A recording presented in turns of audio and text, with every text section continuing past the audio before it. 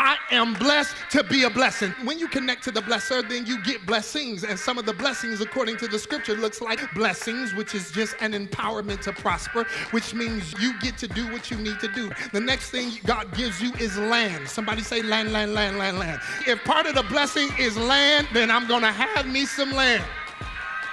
Not only land, but descendants. My descendants are going to be blessed. I got presence. Presence is a promise. The presence of God is a promise. I can't say I don't know. I can't say I don't know what it is. I got the presence of God in my house, in my life. Then I have the protection of God. The protection of God. In Psalms 91, the protection of God gives me a blessing. The protection of God. My home is protected. I got angels. So when you recognize that you're blessed, everybody say, I'm blessed, I'm blessed.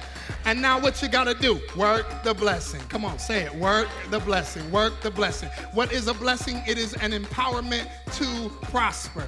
So first he gives him a strategy. He gives him skill and solution. And then he gives him success. In Genesis, the 30th chapter, his uncle says, so what should I pay you? Go through your entire flock today and take out every speckled or spotted sheep. The blessing is so on his life that he says, give me what you don't want. Give me those goat that you do not want. Let this be my wages. That which looks like it's cursed, that which has become a problem for you. So Laban, of course, says, no problem. You give me your problem, I'll create a solution for your problem. Now I'm a solution in the earth, and that changes the game. What you've given me is something that reproduces itself. So now Jacob said, give me them lamb because it can work when I'm asleep. Them goats gonna be doing the do while I'm not paying attention, and they're gonna be producing while I'm not touching it, but I own them. So what I own ends up making money for me when I'm not even having to make the money. Tell your neighbor, work the blessing. Wealth is not about money, it's about making ideas. But Jacob got fresh